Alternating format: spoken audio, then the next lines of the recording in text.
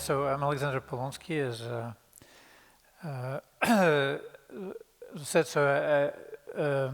started Bloom to better analyze social media, so social networks, but also media produced by citizens like you or others, because we felt that it was a really key development in the world that deserved really thorough scientific approach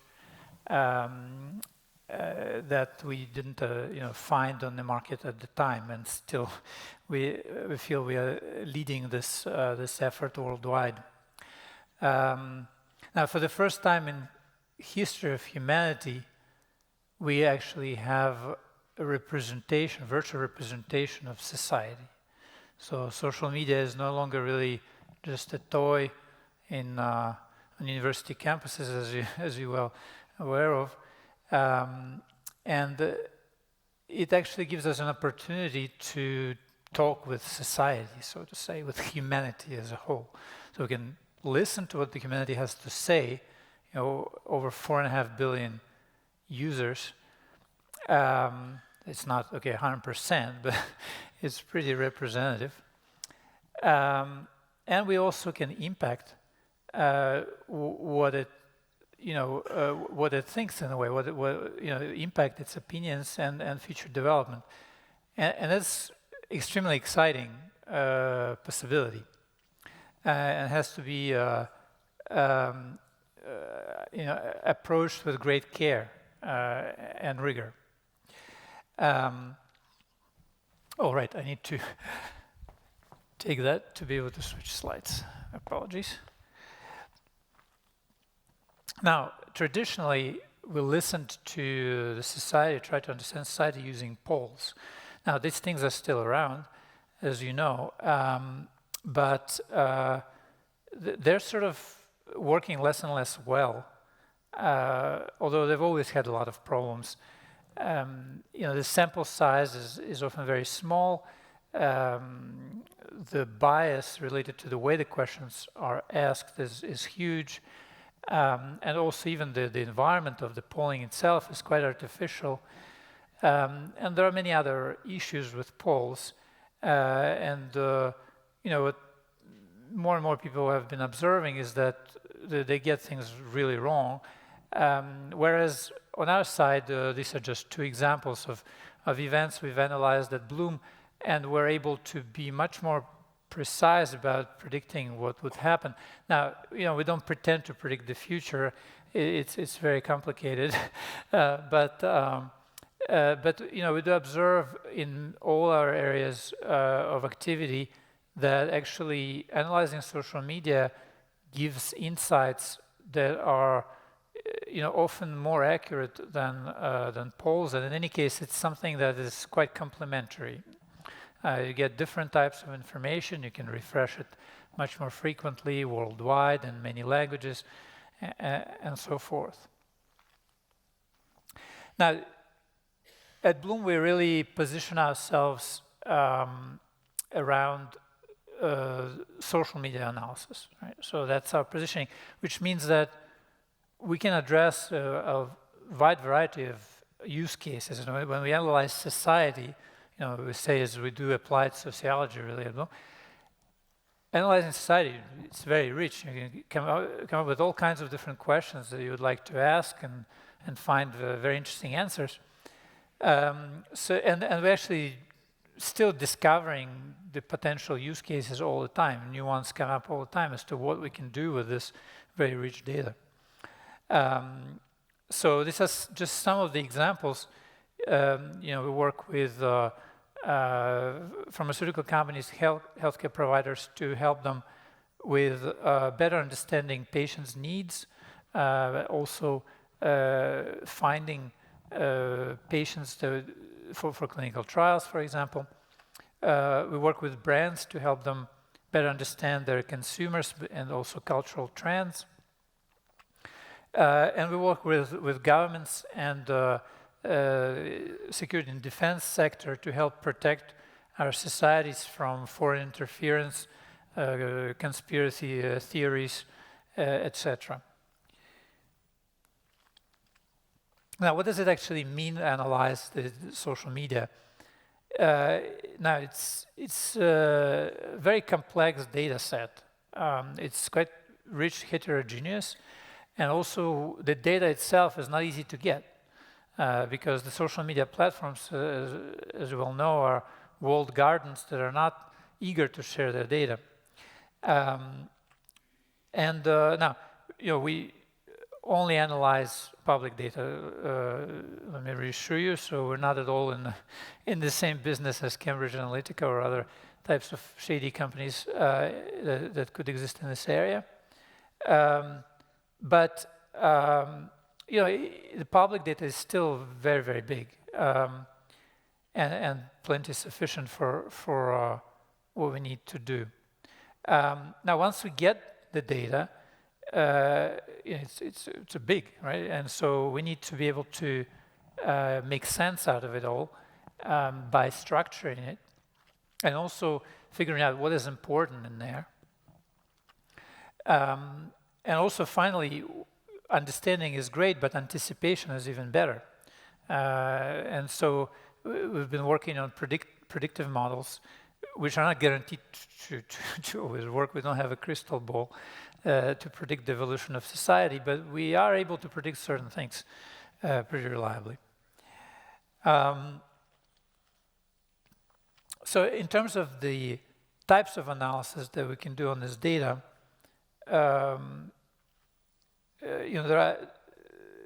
we've been really pushing the boundary of information access at Bloom and inventing new paradigms that are optimized for social media analysis, but actually can be applied to other data as well.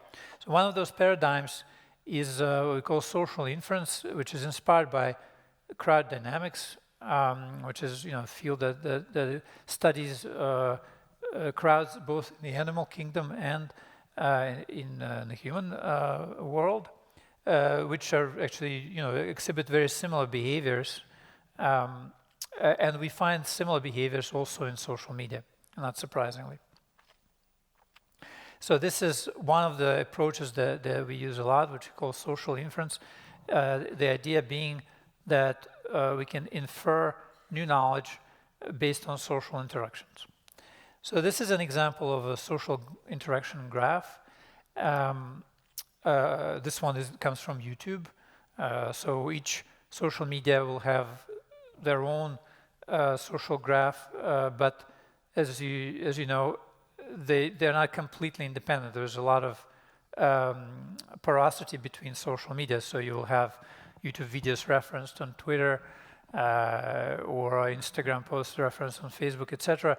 Now we are able to track these cross-platform links as well. So here what you see is a graph of interactions. So each node represents an account, and each link represents an interaction, such as a comment. Well, on YouTube it's going to be mostly comments, but also reference links. There can also be shares and mentions. On YouTube there are no shares. And so what we observe in this graph is the influence dynamic between different interactions. Now this graph comes actually from the scientific community. For this talk we did a little analysis of what people are talking about when they talk about science and research in English and French. This one comes from the English graph. It's not exactly the same subjects and priorities between English and French, for example. But in any case, in English, what we see is the dominance on YouTube, in any case, of various popularizers of science, educators, which is not surprising, and interactions within certain of those communities. Now, from this interaction graph, we can infer a lot of information. If we know, for example, that a person is interested in a specific topic, or rather a document, a post talks about a specific topic, we can infer a topic of related documents just based from the interactions and not from semantics. And that's very important because in social media we have conversations, not disjoint documents. And so it's important to be able to, we can't just go along with keywords. So when we do a search about a certain topic, well, if a document does not contain the keyword, but it references a document that does contain the keyword, then we can infer it is also on a topic of interest, which is, this is a very important mechanism, being able to capture conversations and not independent documents. Another important type of graph is a semantic graph. So where each node now represents a term, which regroups similar words, and each relation represents a co-occurrence of these terms within the same sentence. And this type of graph, now, excuse me, what I forgot to mention is that these graphs don't represent the entire information. This is a synthetic graph generated fully automatically that summarizes the key things from a huge data set. So it's a summarization tool and also an exploration tool. So we can quickly get an idea what are the most important influence networks in the social graph, and what are the most important topics of conversation in the semantic graph. And we can then use this tool to navigate by clicking on nodes, looking at the links, looking at the related content, and things like that. And that's a very powerful tool which exists nowhere else, as far as we know, not just in the social media analysis market. And what you see, the groups of those terms are clusters, topical clusters. Now, this is a bit of a simplification of reality, because in reality, the topics intersect a lot. So we will see here that in English, the most powerful topic, most important topic, was for the period of time for which the analysis was conducted, which we conducted over half a year from March to end of the summer.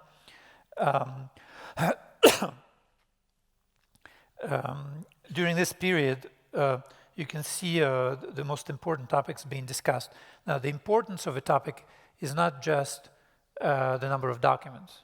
We look at also the impact of the documents. We look at the number of actors that were involved in the conversation and the extent to which they were involved. Were they neutral or emotional? How many times did they come back to the conversation? If somebody just liked something once, that's one thing. If another person is involved really in the conversation a lot, that's a different level of interest. So, and are they interested themselves, or also are they engaging others? Now, all these things are taken into account to evaluate the impact of a particular topic, and they're combined in what we call a power index, which combines these different dimensions into a single index and allows us to evaluate the impact of topics in the community. Now, as I said, these topics intersect. Like for example, AI, it's shown to be in the informatics domain, which is naturally, its original, its origin. But as we know, AI is now used in plenty of other fields of science, more as an applied tool. So it's, all these things are quite porous. And the challenge, on which we've been working at Bloom is being able to have this kind of non-exclusive clustering of objects to be able to model this type of phenomena. This is another example from a different domain for a different project that we did about what people thought about the system of democracy in French overseas territories in relation to a referendum that was planned at the time. And what we found is that, so the power index, we have different variations of it. One it measures kind of the volume, but the other one measures the average interest per post. Because social media is tricky in figuring out what we want to measure. We don't want to measure editorial agenda of major media influencers, which will impact then a lot of engagement in social media. But we're also interested in so-called dormant communities, which may not be activated by these media signals during the specific period of time, but it doesn't mean that they're not interested in a given topic. And in order to be able to better measure that, we measure an average signal per activation, so to say. And when we do that, we see that actually the referendum was naturally the most important topic at the time, and quite controversial. As you can see, there are the red and green bars, which indicate the intensity of negative versus positive emotions around this topic.